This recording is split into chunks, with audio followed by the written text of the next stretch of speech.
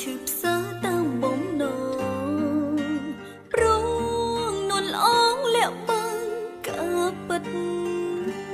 ដេកមិនប្រាប់ពីហេតុផលប្តេញបងផ្ដល់ការឈឺចាំដួងចិត្តអូនត្រូវស្លាប់ហួងទេស្ដាំហេតុផលថ្លៃបងចេញឈឺតែម្នាក់ឯងមិនក្រែងចិត្តអូនក្រំគ្រា